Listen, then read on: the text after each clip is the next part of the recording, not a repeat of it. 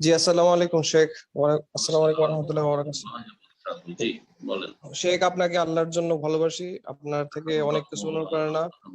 আপনার থেকে আপনাকে মানে আমার আপনার সাথে প্রায় ইউটিউবে ভিডিও দেখতাম। আপনি ফার্স্টে আপনার সাথে কথা বলছি, খুব অনুপ্রেরণা লাগতেছে আপনার সাথে কথা বলতে পেরে। তো হুজুর শেখ, আপনার সাথে কিছু আমি প্রথমে আমাদের মানে কো-হোস্ট একরাম সাহেবের থেকে একটু পারমিশন নিচ্ছি যে আমার কিছু ফার্স্ট টাইম কিছু কোশ্চেন জমা হয়ে গেছে, যাই একটু একটু দু তিনটা কোশ্চেন হতে পারে, কিন্তু প্রসঙ্গ একটাই, একটা বিষয়কে একটু কেন্দ্র করি। সো আমি একটু কষ্ট শেখ আমি একটু জানাচ্ছি আপনাকে যে কোথা থেকে শেখ বলছেন? আমাদের, আমি বাংলাদেশ থেকে বলছি। বলেন। শেখ, এখন আমাদের চরাচরিত জামাতে সালাতের মধ্যে আমরা জানতে পারি বিষয় হলো সাহু সেজদা। সাহু সেজদার যখন আমি সহি যে প্রক্রিয়া জানতে পেরেছি যে সালাম ফিরানোর পরে সেজদা দিয়ে সালাম শেষ, মানে সালাম ফিরিয়ে সালাম সেজদা দিয়ে সালাম ফিরিয়ে এক পরিকা অথবা সালাম ফিরানোর পরে সেজদা দিয়ে সহু সেজদা দেওয়া যায়। তো আমাদের সচরাচর বাংলাদেশের অবস্থা আপনি জানেন যে একবার ডান দিকে সালাম দিয়ে দুইবার সেজদা দেওয়া হয়। এরপরে এরপরে তাহিয়াত তাশাহুদ পরে এরপরে সালাম ফেরানো হয়।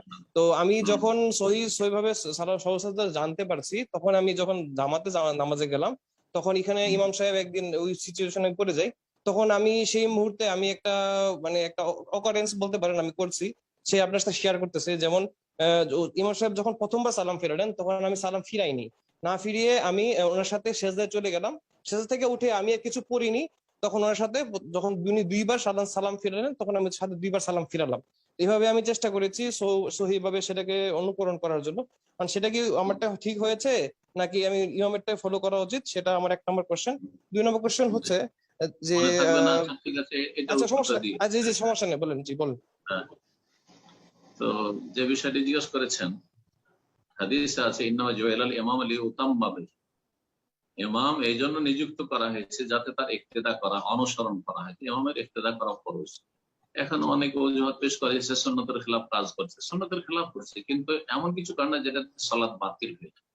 তাদের হুম, ফিকহি ইখতিলাফ রয়েছে, মাযহাবগুলির ইখতিলাফ রয়েছে। আসলে মূলত রহস্য হচ্ছে হানাফি মাযহাবে একটি সালাম হচ্ছে ওয়াজিব, দ্বিতীয়টি মুস্তাহাব সুন্নাহ। একটি সালাম ওয়াজিব, তো একটি সালাম যখন ওয়াজিব, তো একটা সালাম দিয়ে দিলে এখন তাহলে ওর সময় হয়ে গেছে কি করার, সিজদা করার। তো এখান থেকে ওই যে দুই সালামের মাঝখানে সেজদা, কিন্তু একটি হাদিস কোথাও নাই যে দুই সালামের মাঝখানে সেজদা। দেখেন, কিয়াস যুক্তি এই ধরনের বিষয়ের উপর নির্ভর করে সহিহ সহিহ হাদিস হয় কাবলা সালাম দুই সালামের আগে, না হয় বাদা সালাম দুই সালামের পরে রয়েছে, সেগুলোর উপর কিন্তু আমল নেই তাদের।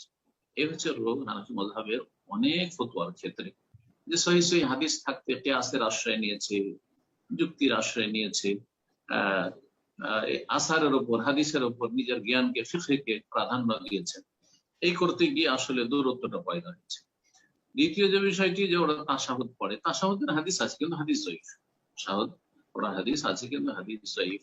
আর ওদের মধ্যে জয়ীফ আর সহিহ তামিজটা কম। আর সেই সময়টা ইমাম আবু হানিফা রাহিমাহুল্লাহর হাদিসের চর্চাটা কম ছিল আর কুফাবাসীদের, তারপরেও, যার ফলে তারা ওই জয়ীফ হাদিসই পেয়েছে, ওর উপরে আমল করা শুরু করেছে, ওইভাবে তাদের মযহাব প্রতিষ্ঠিত হয়ে গেছে। এই হলো বিষয়। তো যদি আপনি সেখানে এরকমটা না করে আপনি নিজের ইজতিহাদ করেছেন, আপনার সালাত ইনশাআল্লাহ হয়ে গেছে, কিন্তু এরকম বিরোধিতা না করে তাদের সাথেই থাকতেন বা ইমামের সাথে থাকতেন আর ওইভাবেই করতেন সুন্নতের খেলাফ, ইনশাআল্লাহ আপনার সালাত হয়ে যাবে। কারণ আপনি সেখানে আলহামদুলিল্লাহ। মুক্তাদি। যদি কোনো ভুল করে তাহলে ইমাম সে ভুলের দায়িত্ব উঠাবে। তার শিখার মতো যোগ্যতা ছিল কিনা, না সে মযহাবের অন্ধ গোড়ামি করেছে।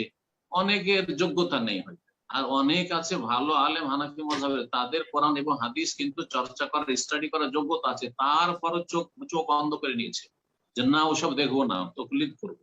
ভালো ভালো আলেম হয়েও অন্ধ তকলিদ করে, তাদেরকে হয়তো আল্লাহ ছাড়বেন না। জি, তো আহ ওইটাই ভালো। জি, জি, হয়ে গেছে। ধন্যবাদ। আর এখন আরেকটা হলো যে আপনার সেজদা সাহু যখন ইমাম সাহেব মিস করলেন, আমাদের সেদিন একটা সিচুয়েশন হয়েছিল যে ইমাম সাহেব সেজদা সাহু মানে উনি 4 রাকাতের জায়গায় 3 রাকাত করতেন, তখন না সালাম ফিরিয়ে ফেলেছেন।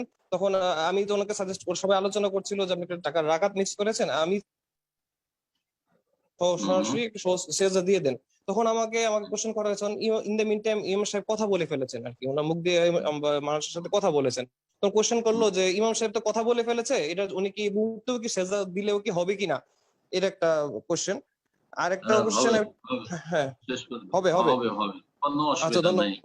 ধন্যবাদ শুধু ধন্যবাদ কথা ধন্যবাদ। কথা বলা আরেকটা। নয়, এমন কি যদি মসজিদ থেকে বেরিয়েও চলে যায়, মুক্তিদের কিছু জি, বেরিয়ে চলে গেছে, ইমামও বেরিয়ে চলে গেছে, তারপরে ফিরে চলে এসছে, হাটে বাজারে যায়নি, দুনিয়ার কোনো কাজকর্ম করেনি, সালাত থেকে বেরিয়ে গেছে, ধন্যবাদ। মসজিদ থেকেও বেরিয়ে গেছে, কিন্তু দুনিয়ার কোনো কাজকর্ম করেনি, তাহলে আগের সালাতের উপরে ভিত্তি রাখতে পারবে। এর এর দলিল স্পষ্ট প্রসিদ্ধ হাদিস রয়েছে, শেখের বাক যে জুলিয়াদাইন, লম্বা হাতওয়ালা সাহাবি, তিনি যে বলে আতসেরাতি সালাত আমনা সিতা ইয়া রাসূলুল্লাহ, আল্লাহ রাসূলুল্লাহ আপনি তো সালাত থেকে কসর হয়ে গেল, 2 রাকাত পড়ে সালাম ফিরে দিলেন, যোহর বা আসরে সালাত ছিল, নাকি আপনি ভুলে গেছেন? নবী সাল্লাল্লাহু আলাইহি ওয়াসাল্লাম বলছেন না, কুল্লু যালিকা লাম ইয়াকুন, ভুলিও নি আর কসরও হয়নি। বলছে বালা নাসিতা, সাহসী ছিল। আবু বকর ওমর রাদিয়াল্লাহু তাআলা আনহু তারা ভয়ে কিছু বলছেন না, কি ভয় না হয় কিচ্ছু বলছেন না। আর সাহাবায়ে কেরামদের মধ্যে যে খারাজা সারআনুন নাস, যারা তাড়াতাড়ি করে সালাম ফিরে মসজিদে বেরোয়, তারা তো বেরিয়ে চলে গেছে মসজিদ থেকে, একবার স্পষ্ট হাদিস, মসজিদে বেশ কিছু লোক বেরিয়ে চলে গেছে। রাসূলুল্লাহর সাথে এতদূর কথা কাটাকাটি হচ্ছে যে ইয়া রাসূল আপনি ভুলেছেন না, রাসূল বলছেন যে না আমি ভুলিনি। তারপরে আবার জিজ্ঞাসা করছেন সাক্ষী হিসাবে, আবু বকর ওমর তোমাদের কি মত, আমি কি আসলে ভুলেছি? বলছে বালা ইয়া রাসূল আপনি ভুলেছেন, আসলে আপনি ভুল, বালা নাসিতা। তারপরে আবার কি করলেন, ফিরে আসলেন, আর সেই সালাতের বুনিয়াদ করে সহজসিজদা 2 রাকাত পুরা করলেন, সহজসিজদা করলেন। তাহলে বোঝা গেল যে কথা হলে কোনো অসুবিধা নেই। জি, মানে এখানে কি 2 রাকাত মানে 2 রাকাত পড়তে হবে, না সরাসরি 2 রাকাত সাহু সেজদা দিলেই হবে? মানে যদি মানে সেখানে ঘাটতি থাকে তাহলে পড়বে, সে কয় রাকাত আচ্ছা পড়ে আচ্ছা সালাম আচ্ছা, ফিরে দিল। মানে 3 রাকাত পরে সালাম ফিরিয়েছে। হ্যাঁ, তাহলে যে 1 রাকাত হয়তো বাকি আছে সেটা অবশ্যই পুরা করতে হবে। জি, আচ্ছা আচ্ছা, যেটা ধন্যবাদ। আর ছুটে যায় সেটা পড়া। সর্বশেষ যে কোশ্চেনটা হচ্ছে যে আমি সালাতে ঢুকলাম, জামাতে সালাতে হয়তো 2-1 রাকাত মিস করে সরাসরি জামাতে সালাতে ঢুকলাম। ওখানে গিয়ে দেখলাম জামাত শেষে ইমাম সাহেব সাজদা সিজদা দিলেন। ওনার হয়তোবা নামাজের মধ্যে কোনো কোনো ভুল হয়েছে, তখন আমরা তো জানি যে আমি যদি কোনো রাকাত মিস করি, আমরা তখন একটা সাজদা সিজদা দিলে সেটা পূরণ হয়।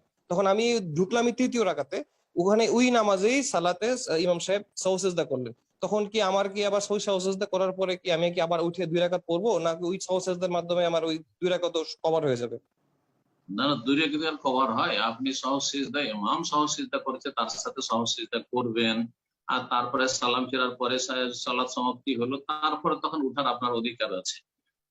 সে আপনার ভুল হোক আর নাই হোক, ইমামের ভুল হয়েছে, সুতরাং তার সাথে সহজসিজদা করতে হবে। সহজসিজদা সালাতের রাকাতের ঘাটতি পূরণ করবে না, সহজসিজদা ওয়াজিব ছুটে গেলে ঘাটতি পূরণ করবে, কথা বোঝা গেছে? কিন্তু রুকুন ছুটে গেছে, রাকাত ছুটে গেছে, রুকু ছুটে গেছে, সেজদা ছুটে গেছে, কিয়াম ছুটে গেছে, এগুলোর কোনো ঘাটতি পূরণ হবে না।